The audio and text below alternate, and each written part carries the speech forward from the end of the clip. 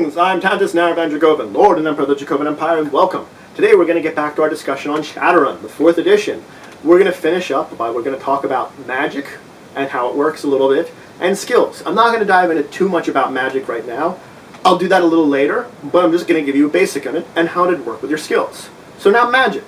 Now if you want to be a magic user, you're going to have to choose one of 3 qualities. I haven't talked about qualities at all right now, but these 3 qualities I'm going to talk about now are Adept, Magician, and Mystical Adept.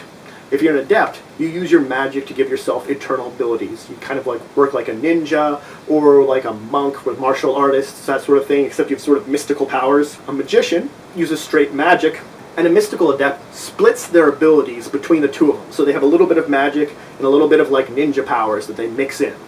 Now when you are a Magician, you have to choose. When you are a magic user or a magician, you have to choose a tradition. There's the Shamanic and the Hermetics traditions.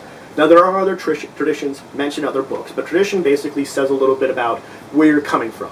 A Shamanic tradition is more nature-based, more internal-based, relying on their emotions, while the Hermetic is based on like study and learning to figure out what their magic works with. Now magic, there are 2 main skills. There's spellcasting and conjuring. Conjuring summons spirits. Spellcasting casts spells.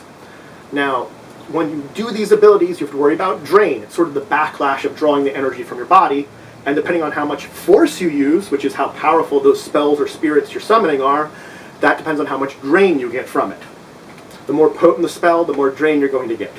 So that's the basics of spellcasting.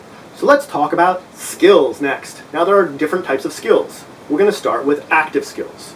Now, all of your skills can be rated from 1 to 6. For your active skills, when you're choosing them, you have to have only 1 at 6, the rest at 4 or lower, or 2 at 5, and the rest at 4 or lower. So that means you have to choose. When I'm building my starting character, I can have 1 really high, or 2 mostly very high, when the maximum is 6.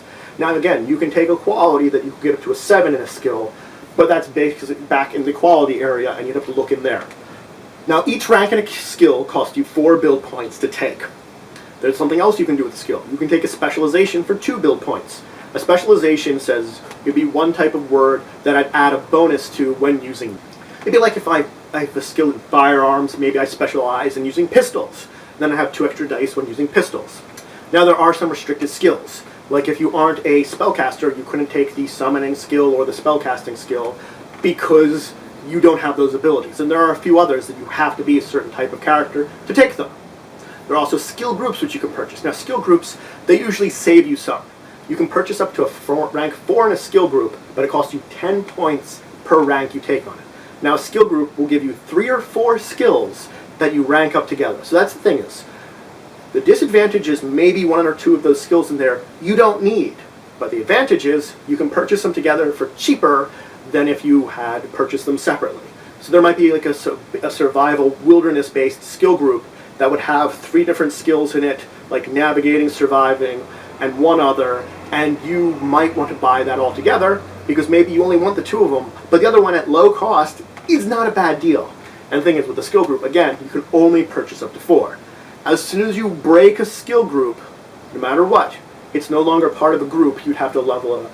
You'd have to rank it up separately. So you could keep a skill group together, you could break it up. So I could also, when I'm making my character, buy 2 in 1 skill group, and if I wanted to, I could raise one of them out of there up to a 4. Now the thing is, I would have bought my skill group originally for the 20 and spent 8 to get it out of there, but it means that if I ever wanted to rank up that skill group, I would have to get all the rest of those up to 4 before I could rank it up to 5 together again. Let's talk about the next set of skills, knowledge skills. Knowledge skills. Now, knowledge skills fall into 4 groups: street knowledge, interests, professional knowledge, and academic knowledge. Now, you can come up with any knowledge as you want. You can be as creative as you want on whatever your character knows. Now, you can both purchase knowledge skills, plus you do get some free ones. You get a number of free logic skill ranks equal to your logic plus your intuition, that number multiplied by 3. So if your logic was a 2 and your intuition was a 2, you'd have 4 there, multiplied by 3. You'd have 12 free ranks in any knowledge skill. Now there is a subset of knowledge skills that I should mention now as you're purchasing them. Language skills. Language skills are part of knowledge skills. They're sort of separate. You get one free language, which is your native language, and then you can purchase ranks in any other languages you want to speak. And there are a special couple of languages in this new world that you might want to purchase. There's like an Elven language and an Orcish language. But again, this is part of your knowledge skill basis. Now, as I said, those were the free points you gain. You can also spend build points on this. For every 2 build points, you can put a rank in any knowledge you want, whether it's language or a normal one. For 1 build point, you can purchase a knowledge skill or language skill specialization. For a language skill, it would be a lingo. Like you'd know like legalese for a language and maybe like English, or you'd know leet speak or like hacker speak or something like that, or like criminal jargon. In that language, you'd be very versatile and know that, and that would be your specialization. Specializations and knowledges is if I have knowledge in street gangs, maybe it's a particular street gang. If I have knowledge in club music, maybe it's a specific club that I'm knowledgeable in. Things like that. So that's it for talking a little bit about magic and introducing skills in Shadowrun. If you enjoyed this video, please leave a like. Please leave a comment if you have any questions, comments, anything like that about this video.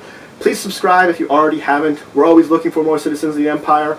Please share this video if you think anybody could learn something from it or would enjoy this video. And until the next time, I bid you farewell.